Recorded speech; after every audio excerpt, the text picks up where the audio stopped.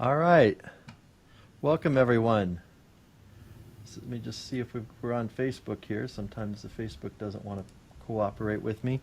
I'm Jason Bosch. Thank you all for joining us. And this is If We Were Honest. And I have some really great guests today. Well, first of all, we were going to have Mark Crispin Miller, but he's under the weather, so he's not going to be able to join us today. But we have some great guests. We have Jeff SCHMIDT, who is the author of a book called Disciplined Minds. And I can't even tell you how many people I've referred this book to over the years. It's definitely been a staple. I'll just read a couple little quotes about his book. John Pilger wrote, "It's one of the most original and provocative books of the past decade." Thomas Frank wrote, "It's an important description of the work life of the professional." And this next one's a quote by Howard Zinn. "I have been waiting a long time for someone to write this book, and Jeff SCHMIDT has done it. He exposes in crystal clear prose the inevitable political nature of the professional in our society, and most importantly suggests a strategy for resistance. This is an extraordinary and valuable piece of writing."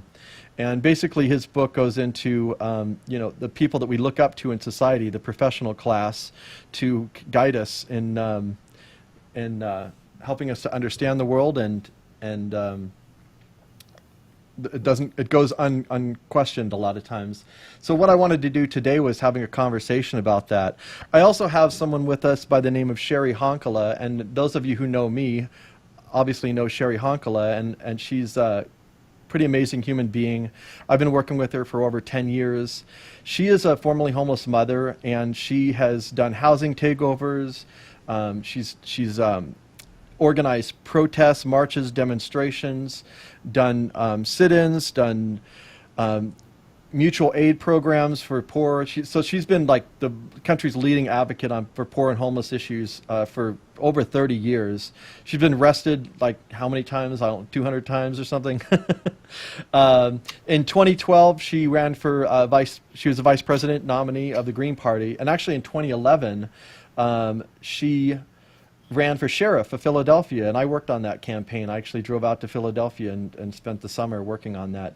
And what was amazing about this campaign, it was the summer of the Occupy, and she ran on a zero evictions platform, which is, I think, pretty radical. Even today, for today's standards, I think that idea should not be let go, because the sheriff is the one who actually evicts the families, and of course the banks get all the bailouts, and people get thrown out of their homes in the process. So I wanted to have CHERI on because she's got a really deep understanding of the political professional as well as the nonprofit professional, and this is becoming more and more relevant. The third and now they call the fourth sector, but these intermediaries, they're not quite government and not quite private, somewhere in between, but there's a professional class of people who basically manage poverty.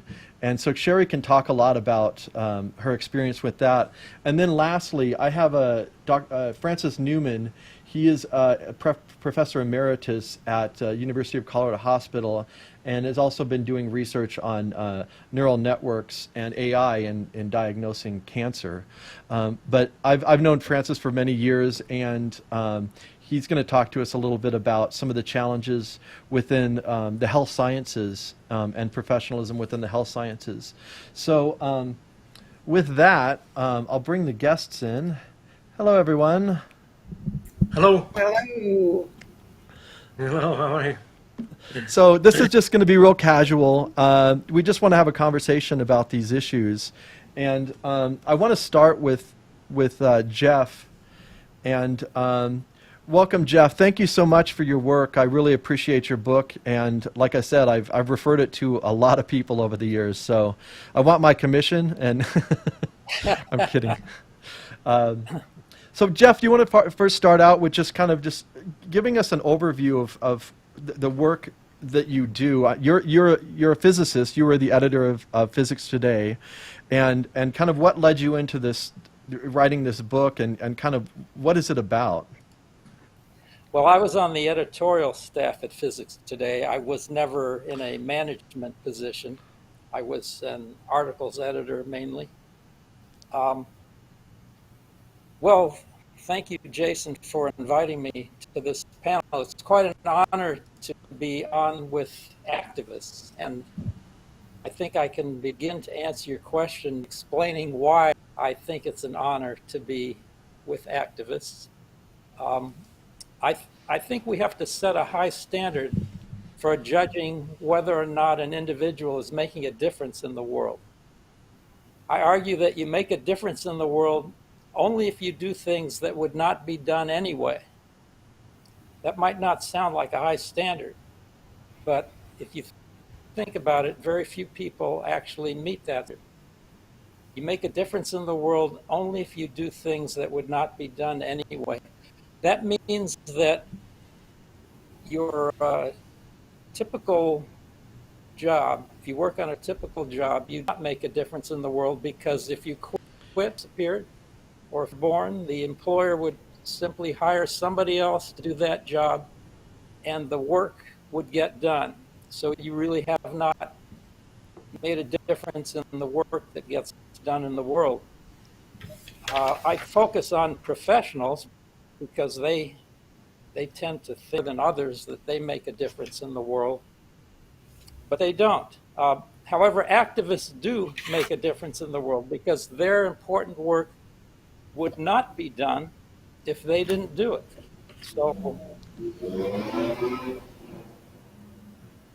So I think that that leads into the topic of understand professionals, experts, and their role in society. As you mentioned, I'm a physicist, so we physicists like to come up with universal principles. So when I address this topic, I tried to find some fundamental characteristic that professionals in all fields have in common. And that points to take a new view, namely work is an inherently political activity.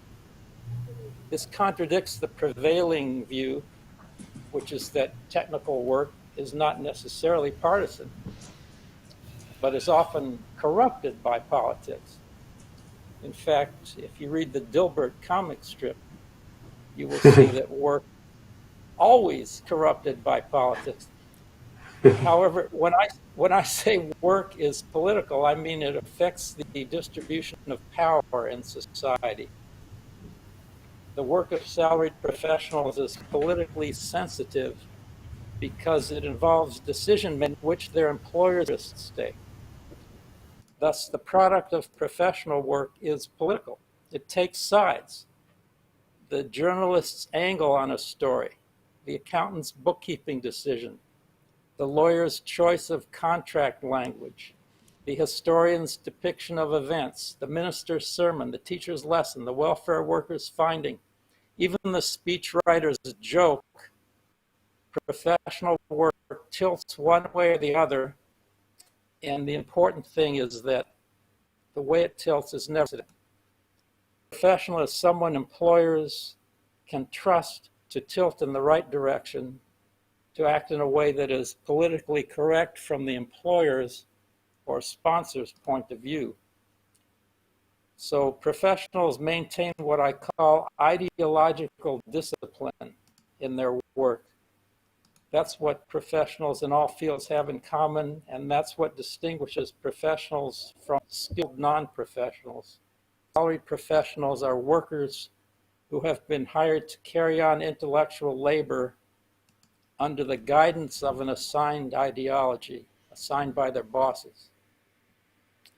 And I could go on to talk about how the politics, how even though professionals are politically active, the politics are not of their choosing. And but may give somebody else a chance to talk first. Yeah, that's a good introduction. And there, that's kind of why I wanted to do this, because people look at the professional as this objective, nonpartisan person, and there's a heavy ideology that seems to be in pretty much all professionals, whether a media professional, in the science, the field of science, which we see today, you know, and nonprofit professionals is also really a big issue. So with that, I think I'd like to go to CHERI, and CHERI, do you want to kind of give us an overview of kind of some of your experiences with professionals, with whether they be political professionals or nonprofit professionals? Sure. I wrote down some things that my whole life, anybody that's poor in this country immediately has to deal with a whole lot of professionals that somehow know how to navigate your way in life better than you do yourself, or anybody else that's around you or that has been living a poor and working class life. So I wrote down some things that I actually wanted to start with. Reality is that which, when you stop believing in it, doesn't go away. The famous quote by Philip K. Dick. Again, I'll say, reality is that which, when you stop believing in it, it doesn't go away. And most of the poor and working class people in this country, we have been, indoctrinated by the ruling class and corporations. And the reasoning behind this is really about creating social control in our lives, and more importantly, in our minds.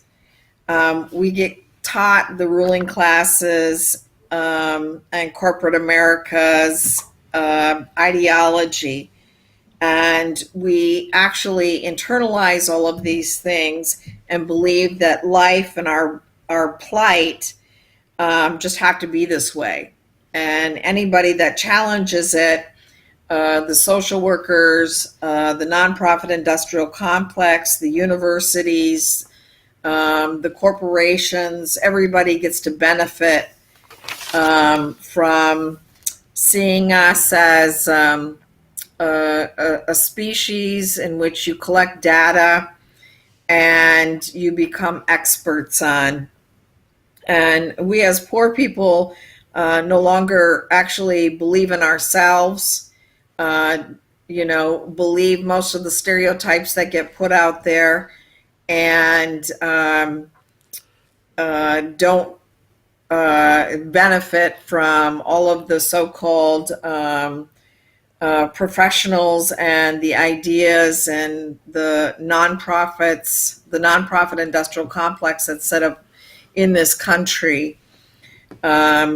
And furthermore, you add that to the psychiatrists and others that end up calling you extremist or crazy, or that there's something wrong with you. And they write their own books to back their own ideas, even if it doesn't have anything to do with reality, and come up with their own terms.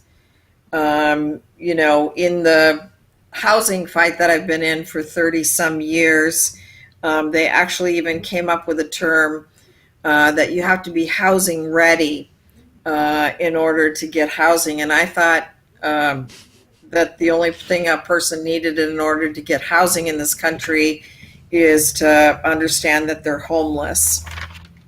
But we can see from a lot of the writing that, the book that Teresa Funicello wrote about the tyranny of kindness, or the experience of the African American organization INCITE, that there's a whole lot of money that's being made in this professional class that really is about creating social control, and really is about further imprisoning our minds so that we don't step out of that way of looking at life and begin to trust in what we know is real. And an example is one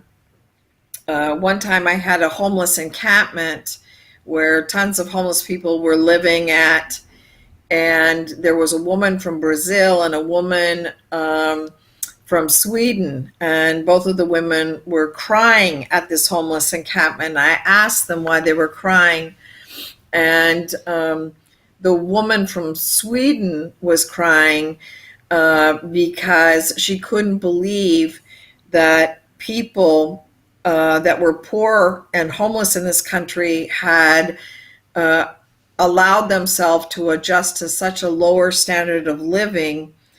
And when I asked the woman from Brazil why she was crying, she said she couldn't believe it, that there would be this many poor and homeless people in this country alongside luxury vacant units and vacant housing in this country, and why wouldn't poor people in this country just get organized and believe that they're worth it enough to reclaim and move those families into those abandoned properties.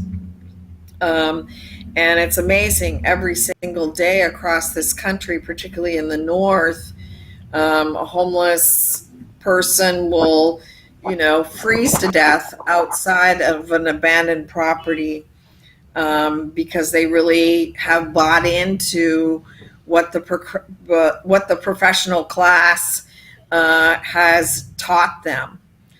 And so I have spent 30 some years being a victim as a very young child. I was taken from my mother, and my mother was deemed unfit. So going back to the time when I was a little girl, I was really also a victim of this professional class that was telling me that my mother wasn't good enough, and somehow she had failed me, and that I needed to be taken away from her and live someplace else. And the reality was that this was during a period in history when there wasn't battered women's shelters, no place for victims of domestic violence to go to. And so instead of somebody assisting her with learning how to find housing, get employment, those kinds of things, they stripped her of her children, and greatly impacted myself and my other siblings. So I can really, my heart constantly goes out to the children that are on the border, or any other child that because of some crazy backward ideas are taken from their families. So over the years, many of these nonprofits that get set up, whether it's around housing or hunger or whatever, we really get taught that the good guys are philanthropists, and these corporations are going to, if you set up an organization and if you're nice enough and you do what they tell you to do, then they're going to help you in your efforts to put an end to hunger or homelessness or whatever. And basically, if we look at history, if we look at reality, that's not what happens. And it operates further as a way that, corporations create social control and keep those of us on the bottom from really joining together and freeing ourselves. So I think I will stop there. That's a good start. And oh, you volume. So getting a little feedback on my thing. Are you guys hearing it okay? Mm-hmm. Okay. So yeah, there seems to be a misunderstanding when people donate money to different organizations and they think that, oh, I'm actually helping these people. And it seems to me that there seems to be ulterior motives with some of the different organizations, or at least conflicting motivations. Would you say that was accurate in terms of, I mean, you're someone that's actually organizing poor people themselves. And I know that there's a lot of, young, well-intentioned, like college kids that get involved with different nonprofits or, like I said, philanthropists. But, what would you say is their, kind of their purpose? And why does that not align with actually helping change the situation? That's a big question. I mean, all of us, we're taught that we have to believe in the professor, the person in the suit and the tie, the lawyer, whatever professional, that they have our best interest. And we don't really understand that, there's there's other ulterior motives. That's why we have things like food distribution places that just don't, that hoard food and have barbed wire around it, as opposed to, having an understanding that there's enough food in this country to probably not just feed everybody in this country, but other parts of the world. And yet we buy into this, the politics of scarcity. And I think that in our various different universities, while we're creating these professionals, we're really creating a professional class that's going to ensure the social control of people in this country and around the world. Because, I mean, if people really did free their minds, then I suppose we wouldn't have a system that denies people basic human rights when we live in a country that has an abundance. There isn't a scarcity of food. There isn't a scarcity of housing. We could solve many more medical problems, all of these kinds of things. But they need the social workers and the various different nonprofits to make sure that you don't see things as systemic, larger problems, but they make sure that you internalize and see that you yourself are an individual failure. But things are beginning to change, I think. Before failures were, welfare recipients and people living on the dole. And now that we have millions of people that are collecting unemployment and have been millions of people unable to pay rent in September, people are beginning to, I think, see this as a larger systemic issue. And that's why it's very interesting, because now we have all the professionals calling us saying, oh my God, what am I going to do? And they're busy, referring people to several different places so that they stay on a treadmill and they never really get their needs met. And they're really beginning to be exposed. Something's wrong when you're a social worker and you take a code of ethics and you're releasing people from the hospital to homelessness, or you work for the Department of Human Services and Child Protection and you're fast tracking children into adoption because you live in a city that there is no affordable housing. So these are some of the real serious things that I think we're having to grapple with now. And I think in 2021, it's going to become even more difficult because people are going to have to, speak out loud about some of these things. I think of images of the Warsaw Ghetto when they asked people to police themselves. I mean, people from the Jewish community themselves. People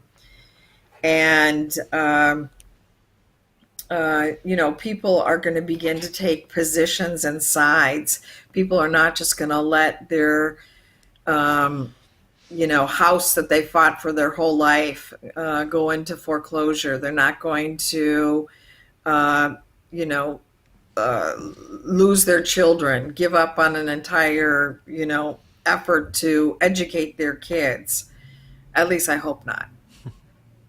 Yeah, and so what I wanted to do, and actually the big reason why I wanted to have you on here was because, again, you're trying to change this discourse around, hey, we need to stop looking at the professional class and look to, you want to understand about homelessness, talk to homeless people and talk to people that are living it, and there's always these intermediaries, the professional intermediaries that are university educated, but I think that we need to stop necessarily always looking to them for the answers, and we need more engagement of the public in actually creating the changes that we need to see happen. And then the other guest I have here is Francis Newman, and I wanted to bring him on because of right now, of course, we have a lot of health issues that are in the media, and over the years, actually, I worked at the university hospital, and I became a little critical of Western medicine.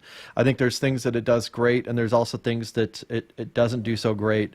And clearly there's the influence of money and big business is pretty intense. But I wanted to bring Francis on. Francis.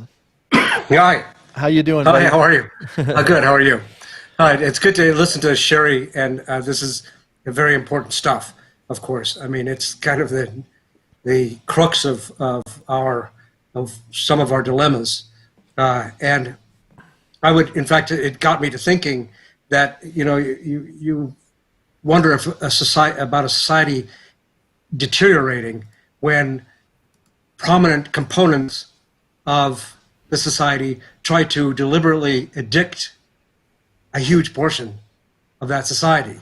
And of course, I'm talking about Purdue Pharma, Johnson & Johnson, so on and so forth, and even Walmart is implicated in this deliberate addiction mechanism in our society. It's actually astounding when you think about it. I mean, this is clearly an indication of things in decline. But also, Jeff, I'm a big admirer of your book. So I haven't read the whole thing yet, but I will. And I agree with all those other people, those very prominent people, it's a very important book. But Jason introduced me as someone working on AI in medicine, and although that sounds sort of scary and not just futuristic, but perhaps dystopian in a way, I don't see it as that. I published a couple of papers way back in 1990 and 92 using AI to diagnose lesions in medical images. And the reason why I was intrigued with that is because I was in the Department of Radiology at the time, before I went into the Department of Radiation Oncology as the chief physicist in radiation oncology at the University of Colorado. But I was interested because there were so many mistakes in medicine. And there was a paper published a few years ago, this is pre-COVID, of course, and a paper published in a prominent journal, and I'm unfortunately forgetting which journal it was, but it was a prominent journal, and it was peer-reviewed and all that jazz that we talk about. And it indicated their conclusion. It was out of Johns Hopkins, so it was faculty at Johns Hopkins, and I think there was some faculty at Harvard also, that came to the conclusion that the third leading cause of death in the United States was medical mistakes. That is, I mean, this is astounding. The third leading cause of death is medical mistakes. And so first would be heart disease, second would be cancer, and then third was screw-ups and medical screw-ups. And it's hard to believe. And when I present this to, it's funny, when I present this to people who are outside of medicine, they just, I can't believe that. But when I present it to people who are in medicine or have had many encounters with medicine, they say, "Oh yeah, I get that." They sort of, but I don't know for sure if it's, it was a good paper, I think, but there could be flaws in the paper. Even they admit there could be flaws, and that's the sign of a good research effort, is if they admit, we could be wrong here or there. But nevertheless, suppose it's the fourth or fifth or sixth cause of death. I mean, that's still a lot, and it's still a big deal. So that's one of the reasons why I became intrigued with the idea of AI in medicine. And in fact, I'm supposed to start teaching a course starting tomorrow at UC Denver, using AI to find pathology in medical images. So I still think it's a worthwhile goal, in spite of the fact that it will probably be abused and misused by whoever can make money off of it. I don't know. We'll see. We'll see if it can be done anyway.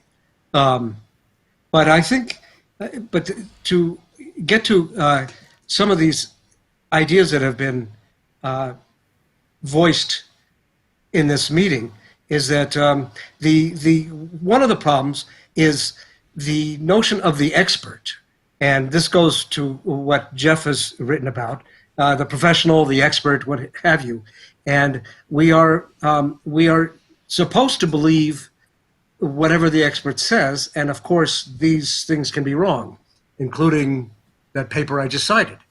Although they would not really be considered experts, they have their own expertise, of course, in their own fields. But in any case, we need to always be questioning expertise or so-called expertise. I was just, you're going to love this. I was just listening on the radio yesterday to all of our favorite radio station, NPR, right? And it was a show called Freakonomics. Freakonomics. It has a radio show. It was a couple of books some time ago, and now it has its own radio show. But there was an interesting aspect to it, and it was an interesting show. And they were talking about child restraining seats in cars, and how are they better for a child aged, let's say 3 on up. I think it was, they said 3 or 2 on up, 2 or 3 and older. Do the child restraining seats work any better than seat belts? And the reason I bring this up is, you'll see. So they wanted to research this. Levitt, the guy, one of the authors on the Freakonomics series, he said he wanted to research it, and he tried to get, no lab would venture with him on the research project. No lab would do it. That is, the research labs that research the child safety of the child safety seats. And no one would, and the reason why is because all these labs were sponsored by the child safety seat companies. And so nobody would do it. And it was very interesting. It turns out after they finally did get somebody to research using dummies to research it, the data indicated, the empirical data indicated that there was no difference between seatbelts and child safety seats. And they wanted to test it on dummies, and finally they got one lab to do it. I don't know, they were not so beholden to the child safety seat companies, but they did the research on the dummies and again found no difference between the two. So I mean, it's just points to, it's a little vignette that points to how sponsorship affects the research. And we all know this. We all know this intuitively, although it is people claim otherwise. It is known that that sponsorship. I mean, I think it's pretty well realized that sponsorship makes a difference. I've had experiences with that myself, where I was doing research with somebody who was getting sponsored by a corporation, and he just flat out said to me, I was doing most of the work, and he flat out said to me, "You know the result that we want, don't you?" Which is just said, steer it so that it was in favor of the company doing the sponsoring. And I mean, besides the obvious of sponsoring, there's also many, many subtle things that steer research toward certain goals, if not directly because of sponsorship, but because we want to proliferate our funding in a broad sense. That is, if we can show that certain disease needs lots and lots of medical intervention, then we will steer it towards that end goal that shows that it needs lots and lots of medical intervention. And when maybe not, but the medical intervention makes a lot of money, and who's going to fault it? The researchers are doing great work, right? And I've encountered this many times. So that's, Yeah. Jim sure is familiar with this kind of thing. And so, like, it's some of the guests here seem kind of disparate. The work that CHERI does, and the work that Francis does, and the work that Jeff does. But there actually is a connection. So, like in the case of homelessness and poverty here in Colorado, we have the Colorado Homeless Coalition, and they're building these massive state-of-the-art buildings, and they're basically like gentrifying, rundown communities with these, that kind of get their foot in the door with these buildings, and then they say we're going to have some housing for people. But it's like temporary, like a lot of it is actually going to be market value, and then after 10 years, a lot of it'll go to market value, a lot more of it will go to market value, and so you have this, you have these other financial and political interests that are affecting the work that people are doing, whether it's in science or whether it's in trying to help house people. So I know Jeff had a question for CHERI. Jeff, can you hear me? I think are you? Hey Jeff, you hear me? I think he's muted. Yes, I do. Oh, there he is. Okay, there he Sure. is. Can you hear me? I can hear you now. Go ahead. I do hear you. Can you Yeah, hear me? I can hear you. So I think you had a question for CHERI, right? Okay, there's a long delay. All right. Yeah, I thank you, Francis, for those comments.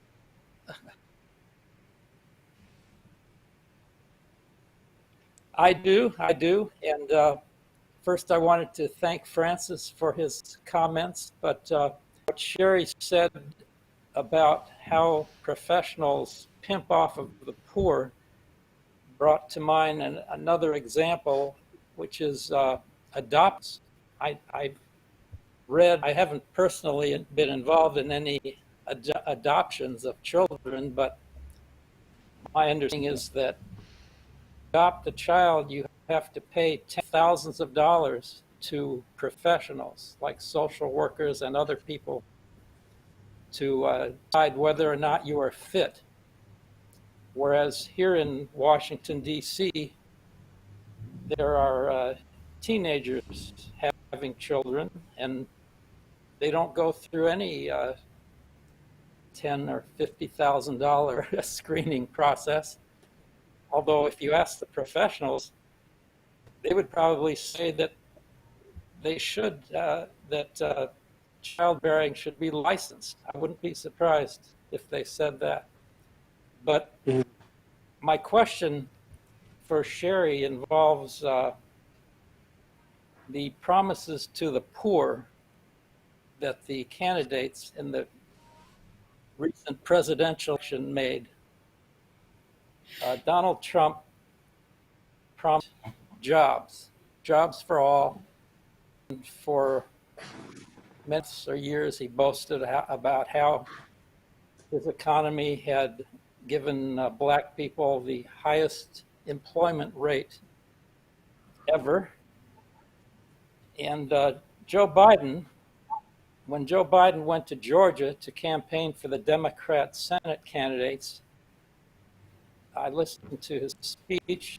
He promised $2,000 to the voters if they would vote for these Democrat Senate candidates. And he repeated that.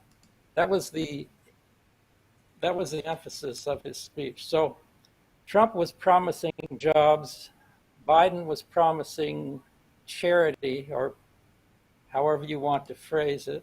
And so I wanted to ask Sherry, in terms of two things that you mentioned, Sherry, control and seeing yourself as an individual failure, which approach is better, giving jobs or giving them $2,000? Well, I'm the wrong person to ask, because I would say choosing the lesser of two evil is still choosing evil. And I think that we've got our work cut out for us in the years to come, because I think that if we look at reality, if we look at the direction that things are going in this society, I think that robotics and technology are creating a laborless society. And if you can no longer get, well, we can't get healthcare, but if you can't get housing or education or other kinds of things like that by selling your labor anymore, then I think that we have larger questions to ask ourselves as a society. Are we going to house people? Are we going to create jobs? Because jobs can always be created. And again, I don't proceed from this notion of scarcity. And I've never been somebody that wants charity or a bigger and better welfare check. I think that there's many things that need to be done in society, in the world.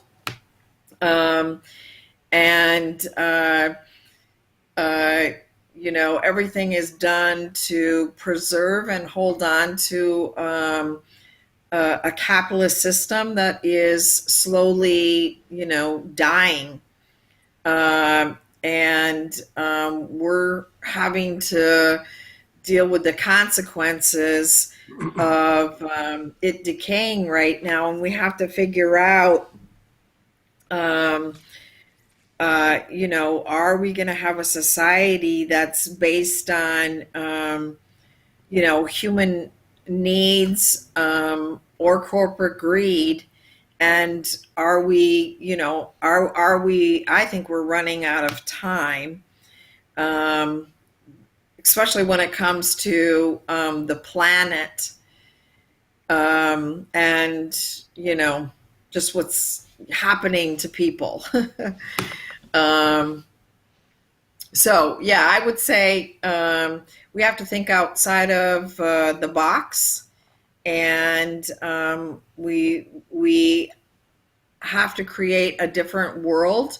And one of the things that I'm doing along with the Poor People's Economic Human Rights Campaign is we're organizing to reclaim the basic necessities of life, and really block by block across this country, holding educationals and having conversations with each other about getting out of Pavlov's, is it Pavlov's cave, and beginning to, Oh,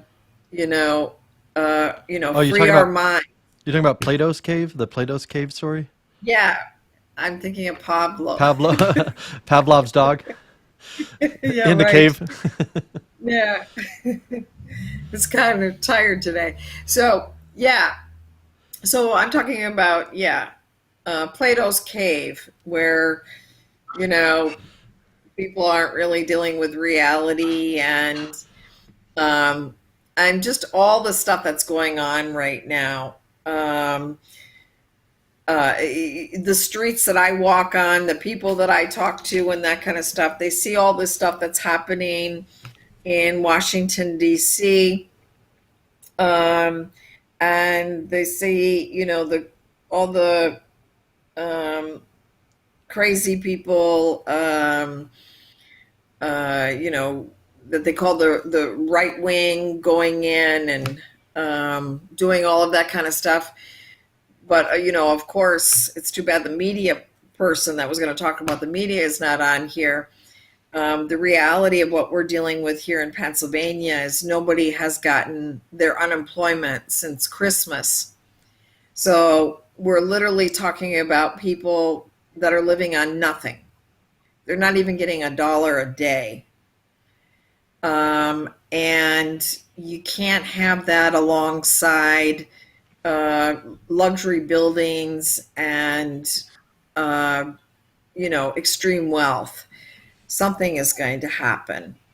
And it's kind of like this weird reality that we're living in right now, where everybody, we don't need tanks outside our door. All we have to do is turn on television, and it pretty much creates a script for everybody to follow, and how they should think, and all of those kinds of things.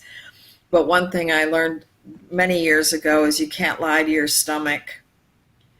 And although people care about us not having a democracy, they care tonight about how they're going to feed their kids. That's pretty powerful stuff. Yeah. And that was my thing, is it's like we're always looking to the professional. So we're gonna help the poor, and let's go to the Red Cross, or let's go to these different organizations, and I think Yep. that mindset, that mentality needs to change. And you know, Jeff, did you want to say something there? Oh, I don't know if he's hearing me again.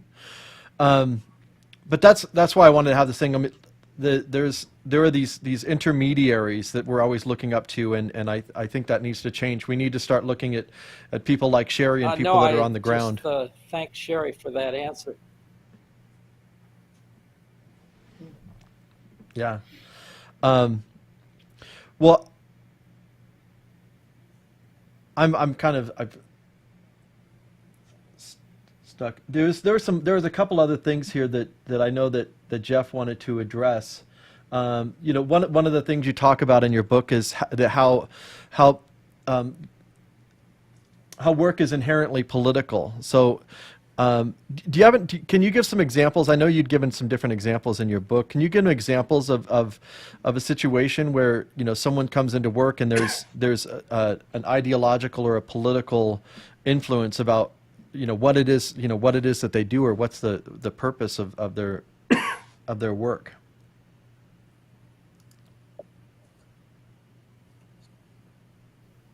I think there might be a delay with Jeff here. Yeah. Hopefully he'll chime in here. Well, while we're waiting, Francis, one of the things that I wanted to have you on. I can give an example. There is a delay. The easiest examples to give are from the mass media. Yeah.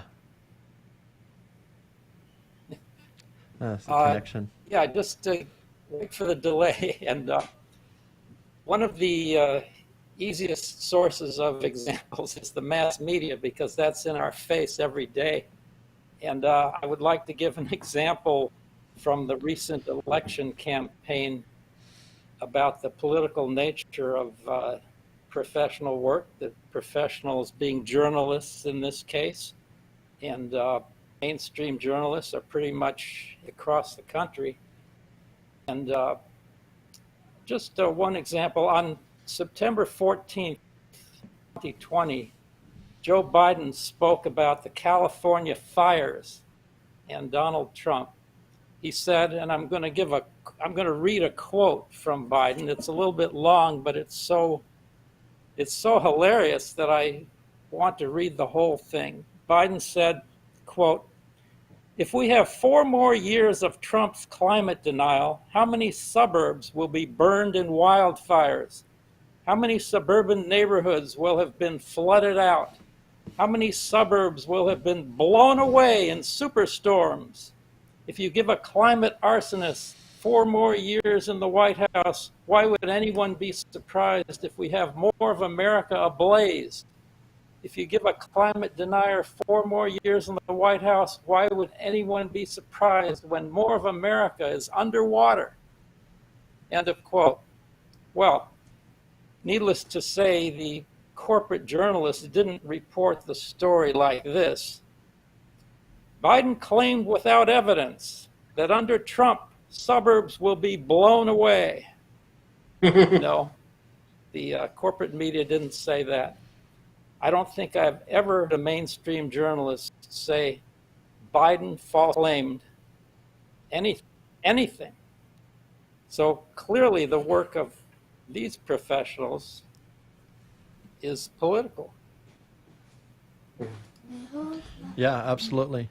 And back to Sherry's point about the lesser of evils is we're given these 2 false narratives, at least what comes with the political process, and my motivation with talking about the professional class. Oh, who's singing? Somebody's singing? Oh, sorry, Peter. Oh, it's okay. I'll mute you, Francis, for a minute. You know, that we're always having to look to which professional. We're going to look at this professional, or we're going to look at this professional, and there's a false dichotomy there, especially when it comes to politics, and the idea that, hey, we can actually come up with ideas ourselves and actually come up with plans ourselves. And you had asked a minute ago about, like, whether or not what's better, giving someone a job or giving them money, giving them $2,000, and we assume that having a job necessarily means that you have any power over your own life, and I think with all the harms that are done with a lot of the industry as well. I mean, I think it's worth saying, maybe we don't, maybe that shouldn't be our ultimate goal, is just to give everybody a job. And I think that's one of the problems that I have with some of the dialectic around this. Around these issues, is because a lot of the work that's done, quite frankly, shouldn't even be being done. I mean, we can look at the professional class. Like, a lot of the professional class, a lot of those jobs shouldn't even exist, in my opinion. So the idea, we're just going to give everybody a job, but you give them a job, and then with that job comes a purpose in life that wasn't necessarily your own purpose in life. And so, and that's the whole point of this conversation is there are institutions and organizations and corporations that have particular agendas, and I think we should ask for more than just, oh, just give us a job. And CHERI can talk a little bit about this, because a lot of people she's seen work with that actually need money, they need a job, and what they'll do is they'll end up going to work for one of these organizations, and in doing so, they lose parts of themselves and parts of what they actually want to see happen and care about. And I've seen this, I've interviewed a lot of people within the nonprofit sector, and over time they either get burned out and they check out, or they just compromise their values. And I don't think that should be our only option. I don't think that should be, the choice. But I don't know, you guys, anybody? Yeah, I've literally had people from the Department of Human Services and Child Protection call me up and say, listen, I can't live up to my code of ethics. I don't know what to do. And I don't want this woman to be separated from her children. Can you meet them in the park? And use your advocacy to try and figure out how to get them some housing. Or, CHERI, I know you're a licensed foster care provider. I'm supposed to take this mother away from her kids because she doesn't have running water in the house. Instead of helping the mother get water in the house and get her utilities turned back on, they're supposed to separate them. I mean, I could just go on for hours.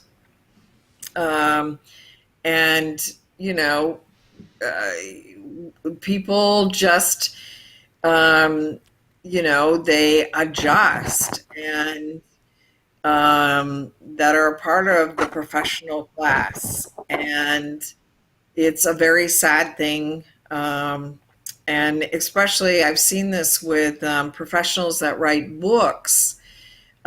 Even though the theory doesn't make any sense, history changes, whatever, they find out that their theory or their ideas don't work anymore, especially if they're a professor and they're trying to get tenure. They'll hold on to that book and the old ideas that they put into it, even if it doesn't make any sense anymore in history. So it's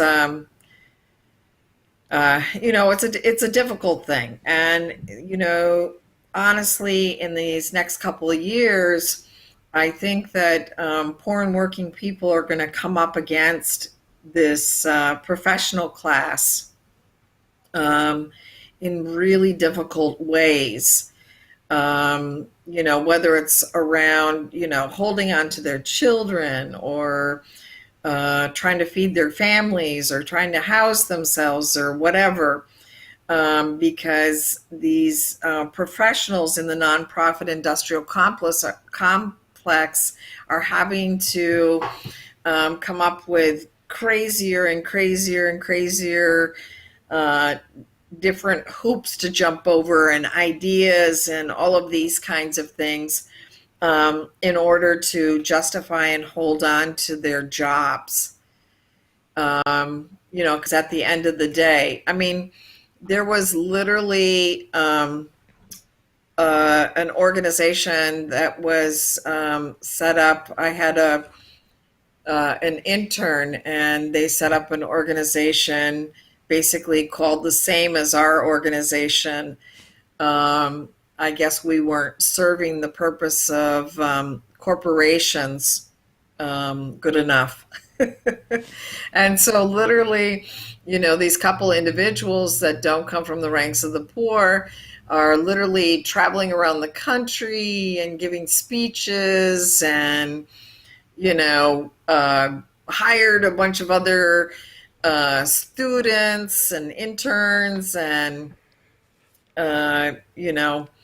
are busy running around the country, talking about doomsday and how horrible everything is and that kind of stuff, at a time when what poor people need in this country is they need to believe in themselves and need to figure out how to work together and and to get organized, because things like food, clothing, and housing and the basic necessities of life shouldn't be up for negotiations. And we just have to get off of that old path. This is not the 1960s. This is 2021. It's a very different reality out here. And if we stay on the treadmill, several generations are going to suffer as a result. What's interesting, you said that about the theory. And one of the things that I found interesting in Jeff's book was he was talking about how in academia they favor the theoretical sciences over, am I getting this correct, Jeff? I know there's going to be a delay here, so we'll wait for Jeff.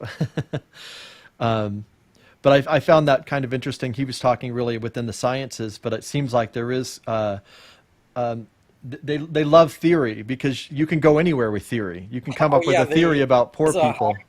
Hierarchy of status. Go ahead, Jeff.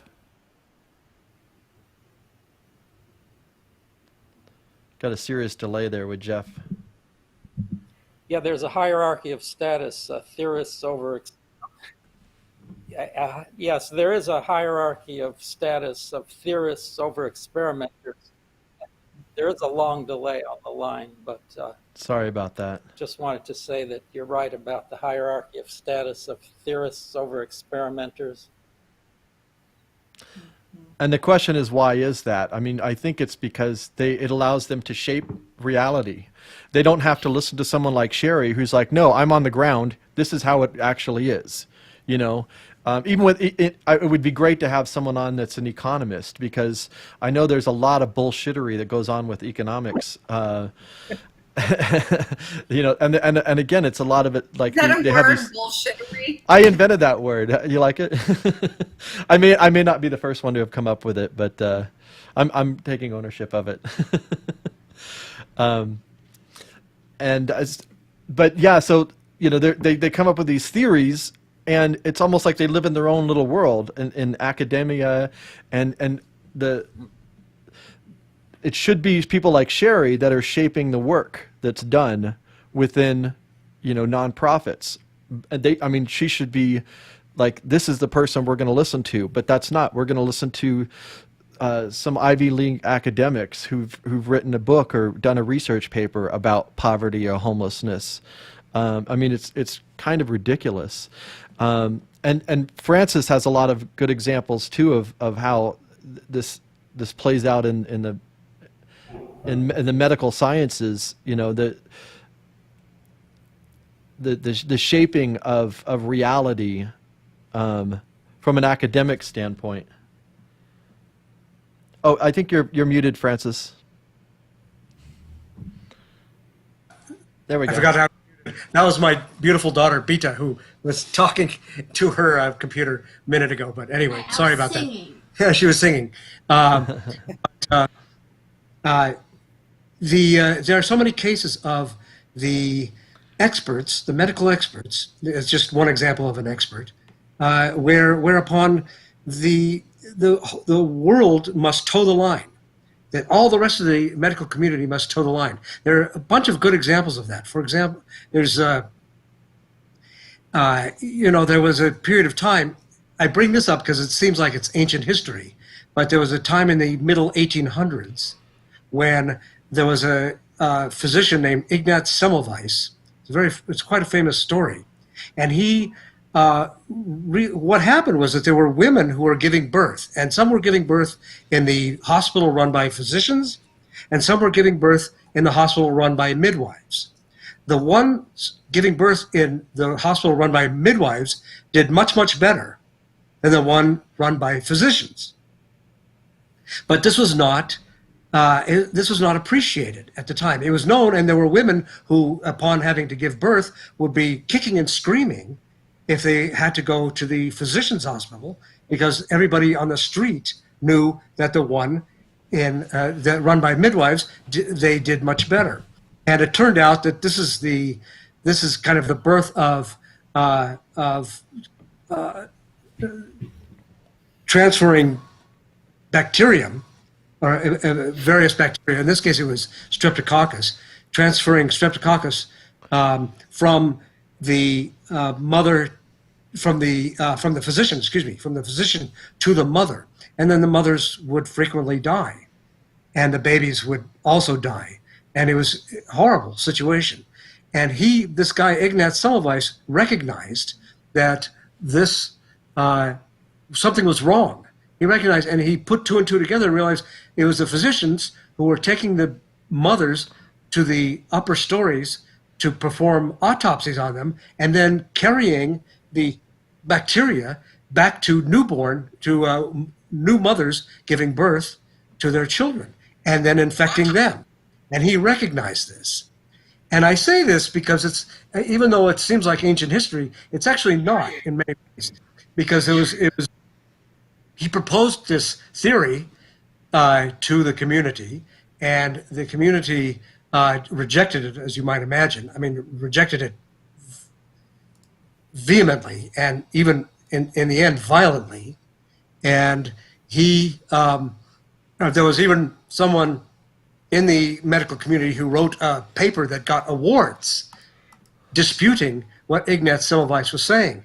And he ended up dying himself from having been beaten by guards at a mental institution, because he was committed to a mental institution. He was beaten and himself died of infection from the beating. But of course, it turned out he was correct. He was 100% correct that this is what was happening. So this is not just ancient history for this reason, that this is, again, points to the experts of the day.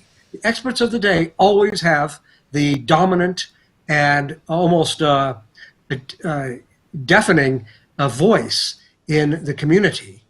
And those who dispute the experts are vilified. What was it? Schopenhauer said that there's three phases of truth. First, it's vehemently denied, and then violently opposed, and then accepted as truth, and or as a foregone conclusion, or something to that effect. So we are dealing with the tyranny of expertise, you might call it, where upon expertise, sometimes expertise is valid, sometimes it is not, and it needs to be scrutinized, always needs to be scrutinized carefully and questioned.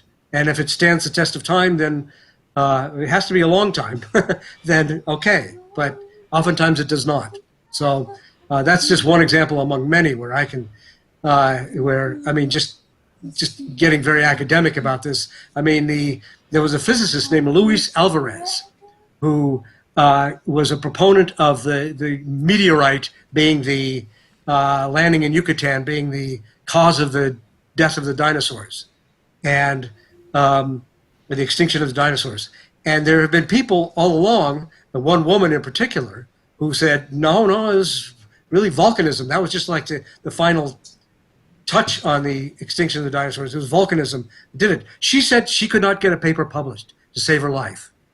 He dominated the landscape so much that she could not get a paper published, disputing his theory, because he was that powerful. And there was grant money involved, grant money to send you to Yucatan to study and what have you. So there's all sorts of incentives not to accept her theory. And in the end, it turns out she's probably right. And you see this time and time again. Anyway, I don't want to. This gets esoteric. It gets into publishing papers, but it gets to the point is that the experts can dominate things so much that other voices just get smothered in the process. Yeah, and I saw Beta pop her head back there. Hi, Beta. Yes, she did. She didn't. Everybody says hello. And so the common theme here is just that there are these money interests that are Yes. driving the show, and yet for some reason people still they still look to the experts. I mean, I don't really understand why there's still so much faith in these institutions, whether it's the media institutions or academic institutions or nonprofits, for example. I don't know. And by the way, if you guys are watching online, if you have any questions for any of our guests, I know that some of you guys have to go. You guys have children to tend to and whatnot. But if you do have a question, just post it in the comment section. And I want to thank David Runco, who's helping me out. He's helping me keep track of the comments on Facebook as well as on YouTube. So if you have a question for anyone, you're welcome to chime in. But I don't know. Do you guys want to chime in on that? Yeah, of course. And I would just say, we're the invisible people. People don't even know it's an option to learn from us or learn from our experience or whatever, because the ruling class has made they make a decision like who's going to be on CNN, who's going to be in the slick brochures, on the billboards, especially when it comes to poverty issues in this country. They certainly do not want to shine a light on anybody that's saying, there doesn't have to be poverty. They certainly don't want to shine a light on groups of people that are saying that charity is not the answer, and that we can create a different kind of world to live in. So I think that this, the professional class is also very much lifted up in the nonprofit industrial complex world, with the media. I mean, it's all inseparably connected to each other. So I think important programs like this, Jason, are incredibly important to, move away from that, invisibility and to bring some visibility to the process. Yeah, thank you. And again, there is a common theme here. Jeff, do you want to talk a little bit about kind of the process of becoming a professional? Because you really go into this through the training and the conditioning of you're not supposed to bring your own values to it. I read this great essay years ago. I actually have the book. It was called The Hitman's Dilemma. I can't remember the guy who wrote it, but it was like a short essay. But he was talking about this idea of a hitman, and you see in the gangster movies, he says, it's not personal, it's business, and then he shoots the guy in the head, and like that's obviously very personal. And there's this belief that there's supposed to be a wall between your personal views and your personal values or whatever, and then, I'm putting on my professional hat and I'm supposed to do what it means to be a professional, something that has actually been defined not by me but by someone else who may or may not have my shared values. And so this idea of the wall and what it means to be a professional, and I know, Jeff, you had mentioned in your book, like, the idea of in court, you have a jury trial, and there's such a thing as jury nullification. So the jury actually has the power to nullify a law, but the judge says, nope, you can't do that. You're not supposed to bring your own values into this. You have to go by the letter of the law. And you talk about how they become like temporary professionals. So Jeff, you want to talk a little bit about that idea of like the removal of your own ethics and your own conscience to your work as a professional? And we can wait. Again, I apologize for the delay there. Hopefully you're still with us.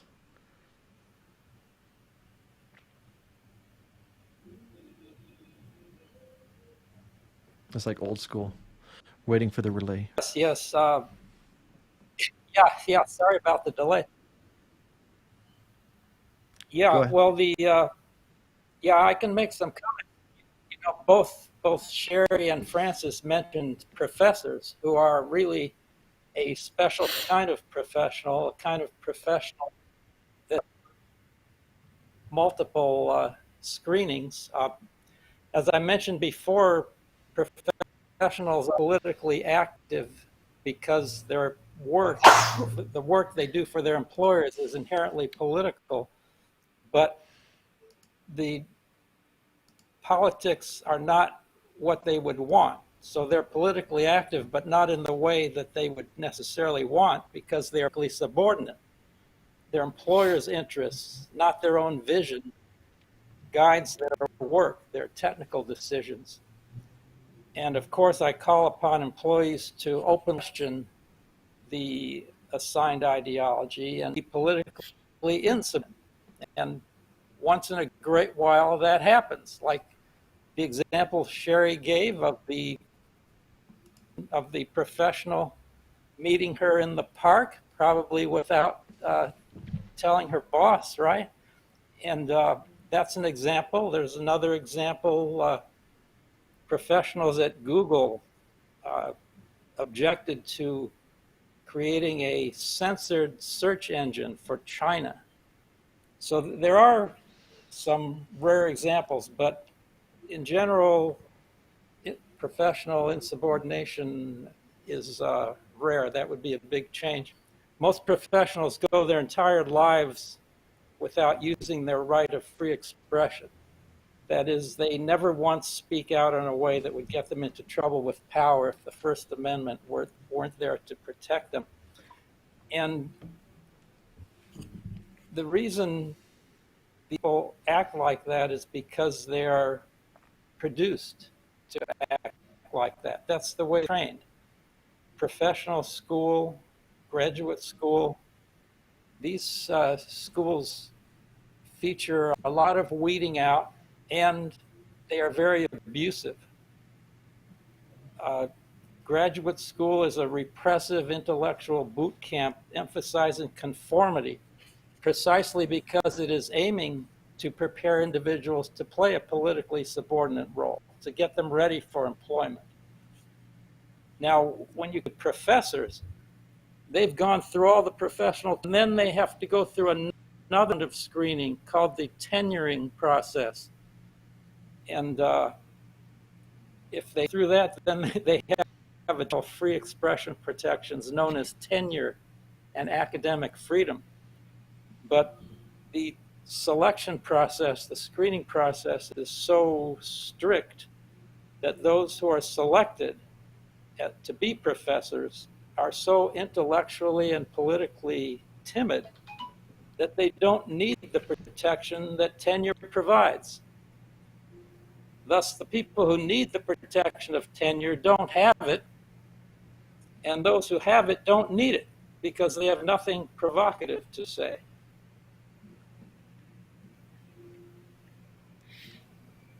Yeah. Well, we were going to have Mark on here, but he's tenured, and he's actually been really great in one of those few tenured professors who is willing to be provocative, and occasionally it does happen. But yeah, it appears that they've already weeded out the potentiality for anyone rocking the boat before they hand that over to anyone. Oh, Francis, you're muted. Just as a little argument in favor of tenure. I mean, I understand what Jeff is saying, and I think it's a very good point.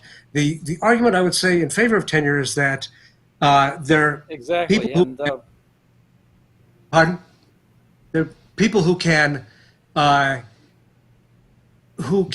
argue against the mainstream and not get fired for doing so. I mean, that's the one benefit of it. And I'm thinking of, people like, I don't know, you can think of a number of people that have had that circumstance. I mean, but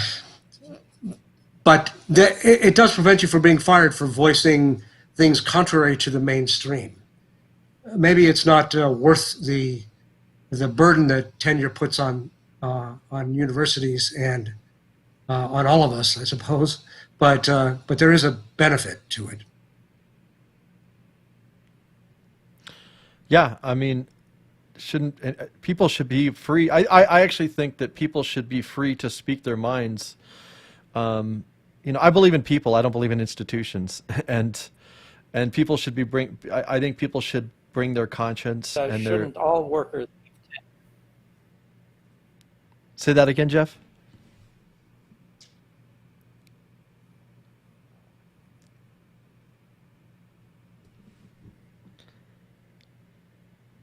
I guess we. And Sherry, with I was just saying, yes, of course, but shouldn't all workers have tenure? In other words, why should you have to go through a brutal political screening to get? Well said, of course. yeah. Of course. And within the nonprofit world, again, you know, or even the political world, you're not allowed to question, you know, what's being done. This is what the program is, and you go along with it. And I don't know how we get there, but we need to somehow create a world where that's more people driven, because it's very disconnected, you know.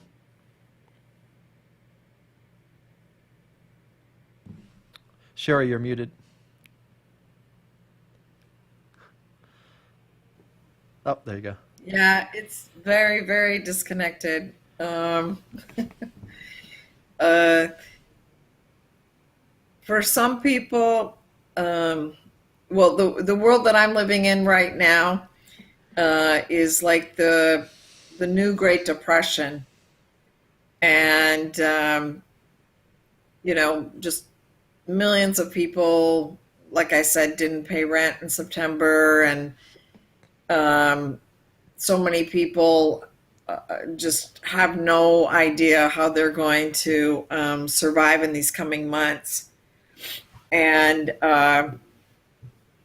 they're not going to survive if they continue to look to the liberal professional class who gets paid to tell them, you know, let's continue to stay on a road that's going to get us nowhere.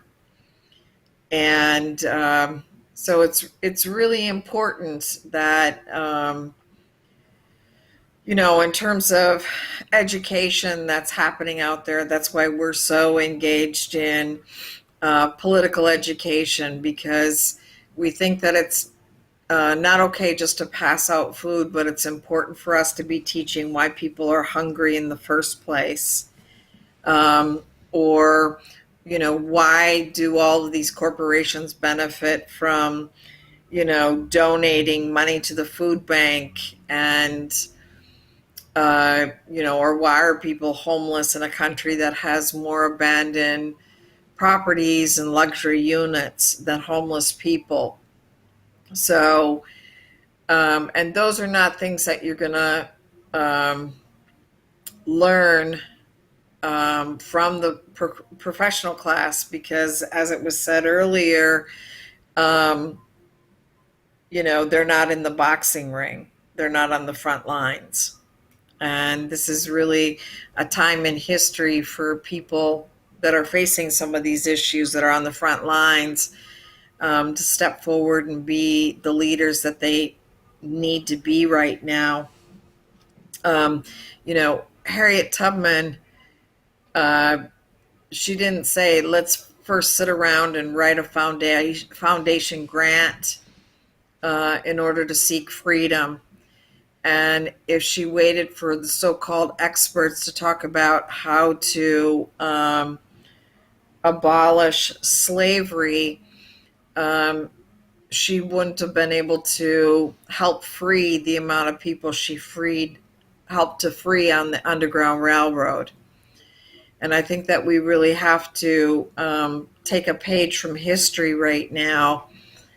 You know, if we want to see a different kind of world and a different kind of society for our children to grow up in and live in, is that we've got to start understanding that people that are most impacted by things in history need to be in the leadership of some of the thinking, the thought process, and helping to create direction.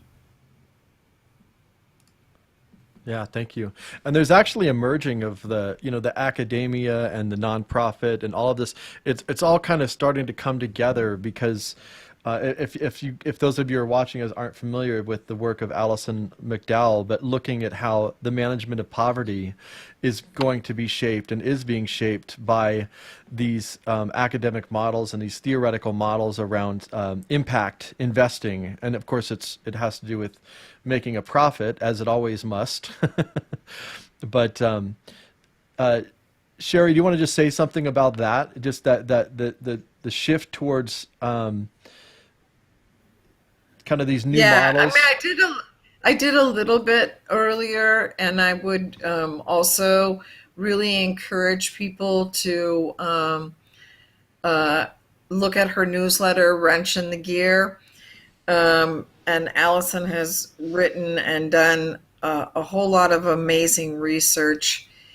But now everything is about data collection. It's about the separation of human beings from Earth. It's about, the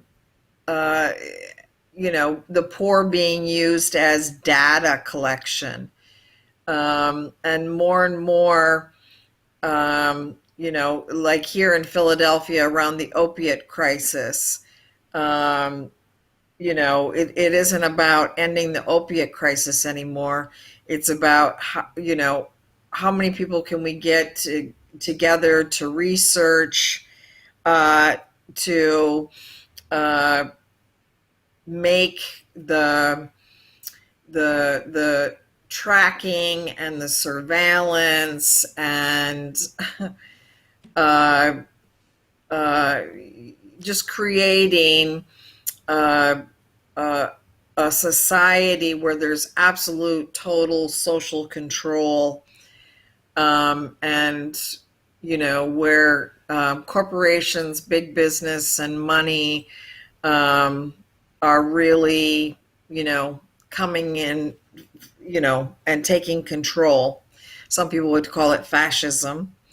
I would probably call it that too. Some people, when they talk about fascism, they think it's a different period in history, or it was over there. But I think that when you begin to have the things that are happening in this country, this is fascism, 2021 style.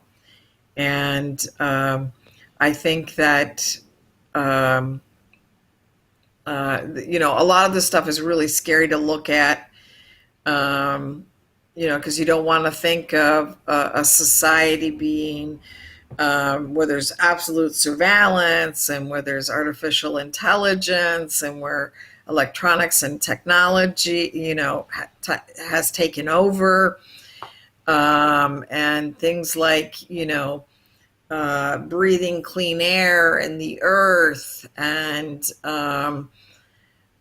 kids socially interacting, and where nutrition is important, and relationships, and all of these kinds of things. But the wealthy certainly understand that, because while we fight to try and get our kids a little iPad and get them online, the very wealthy are trying to figure out how to get their children offline, how to develop social relationships with each other, not expose their kids to all of the things that poor kids have to expose themselves to. So, yeah, I would really check out some of the stuff that Allison, she's really a pioneer in her field. And I would encourage people to check out some of this stuff. Yeah, and it relates to, some of the stuff that Jeff and Francis are talking about, in that this is all being driven like from this kind of supposedly scientific mindset, and I actually think the scientific method is really, it's a great methodology, but I really don't feel like a lot of what we're getting and what is masquerading as science is proper. But I mean, Francis and Jeff can maybe say more about that. I will real quick go through it. There was a few comments and questions online here. Someone Oswald asks Jeff if he has been influenced by Ivan Ilyich. I hope I'm saying that right. Ivan Ilyich. I'm not familiar with Ivan's work. Someone from a Seattle person battling the 600-pound gorilla in the late 90s, a question. Have any of you heard of communitarian, the communitarian nightmare behind anything? Now, I've heard that term. I've actually communicated with this person.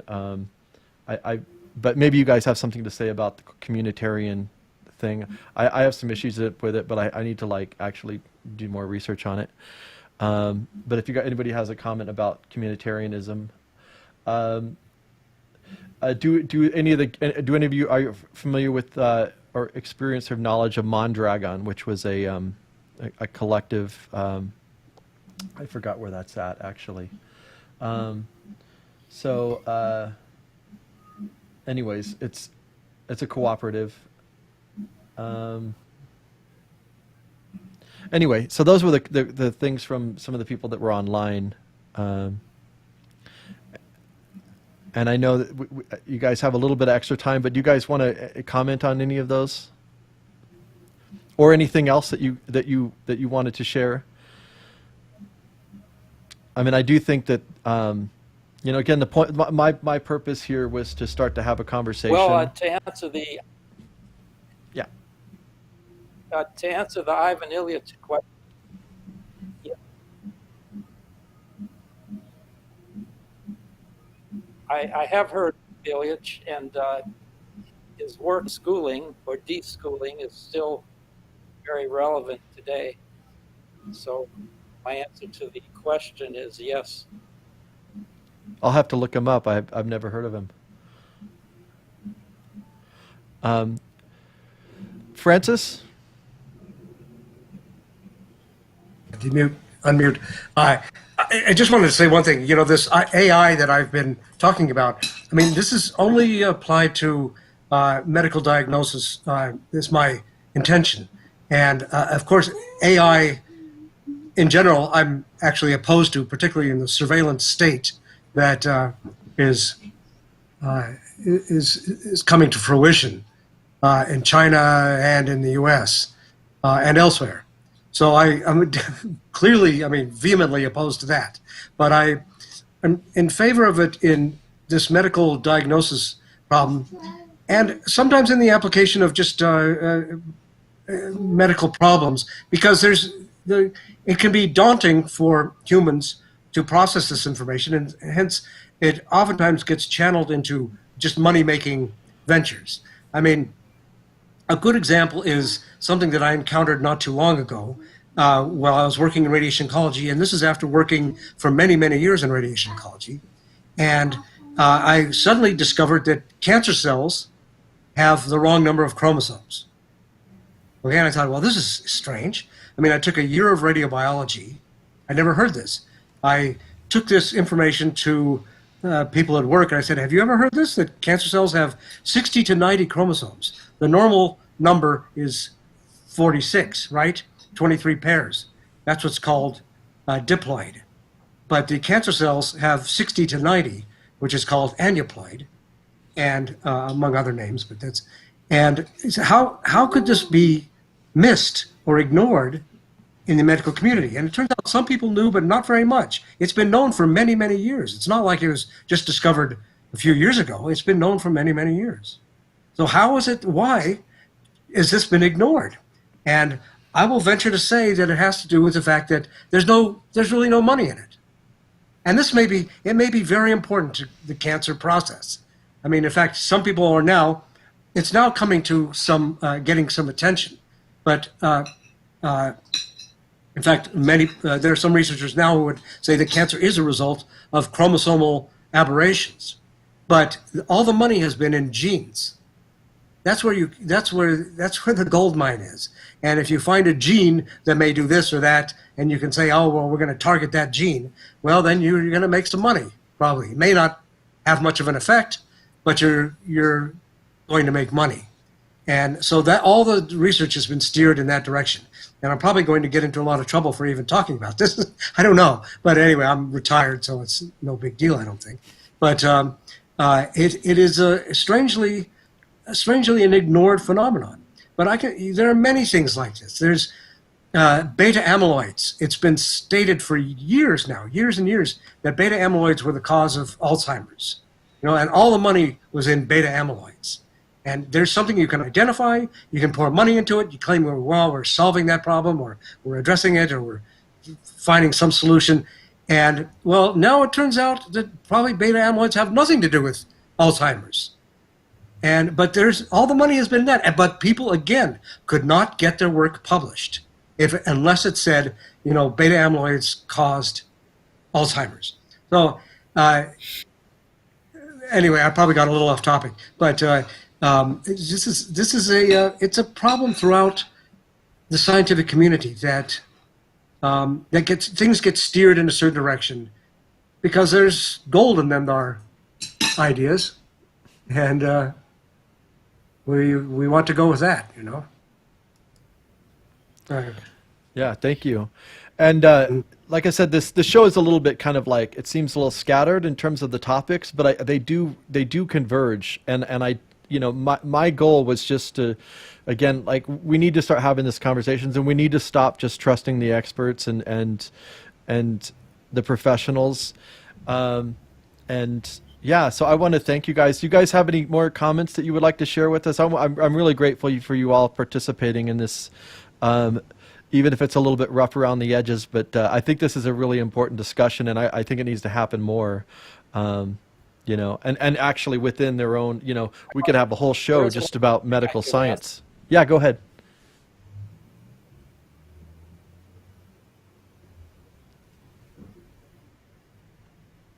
Go ahead. Yeah, I wanted to say something about identity politics and how ideological discipline can help us understand why certain people are the way they are. So I wanted to apply that to identity politics and ask CHERI if she has seen this play out. In other words, ask CHERI if black social workers are better than white social workers.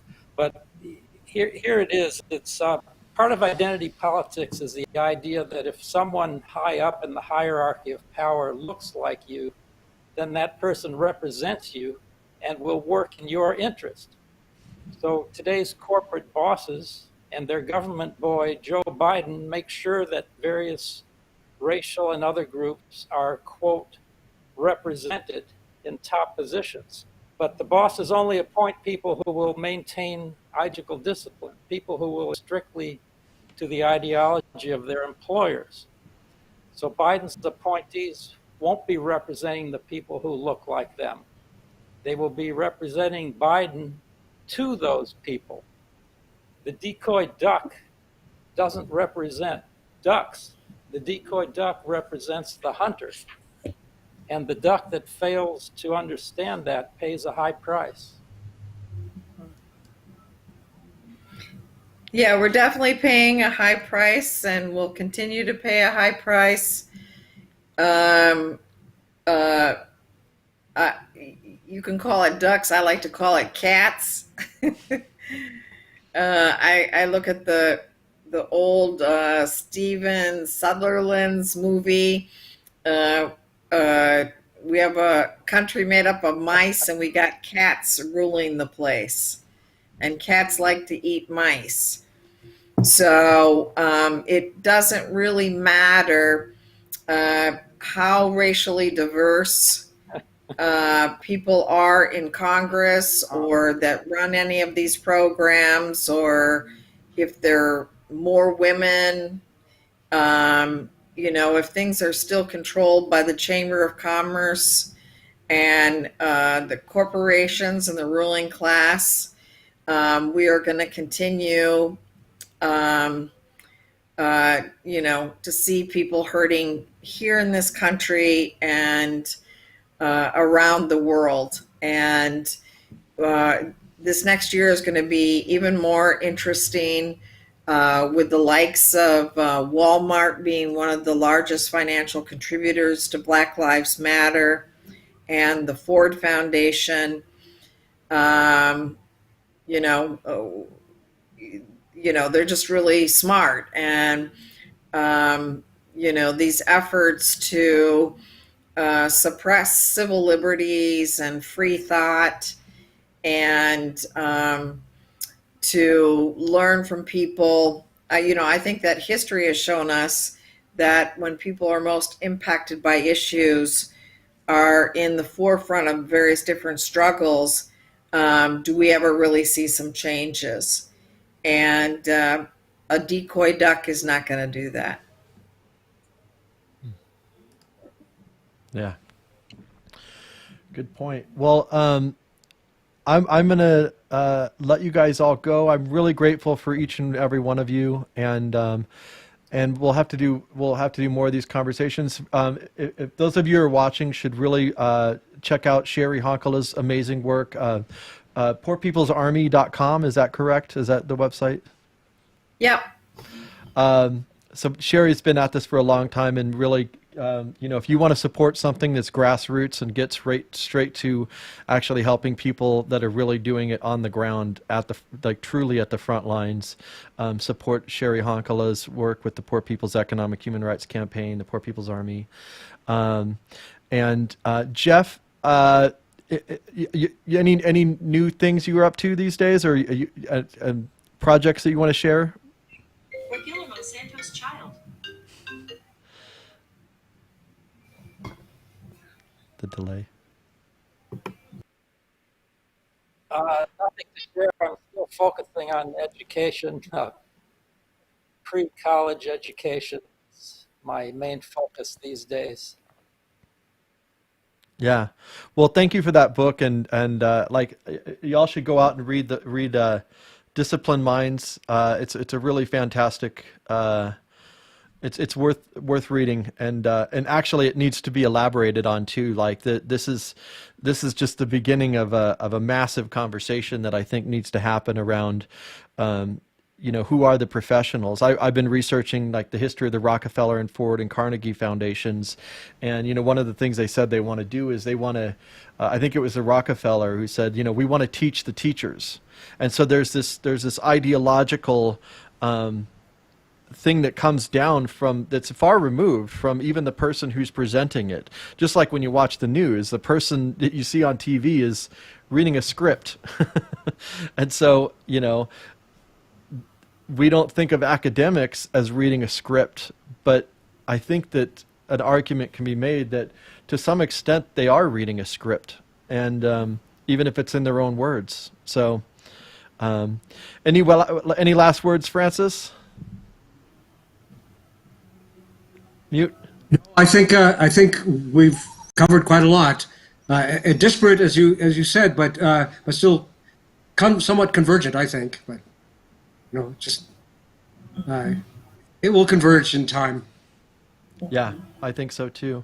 Well, hopefully more of these types of conversations will happen. And thank you all for joining me. Appreciate it. Thank you. Thank you for having this show. This is really important, and I very much enjoyed meeting the both of you. Thank you. Likewise, CHERI. And Guillermo called. He needs you to go pick him up. All right. Ciao, you guys. Thank you all. Thank you. Bye. All right. Thank you. My pleasure. Bye-bye.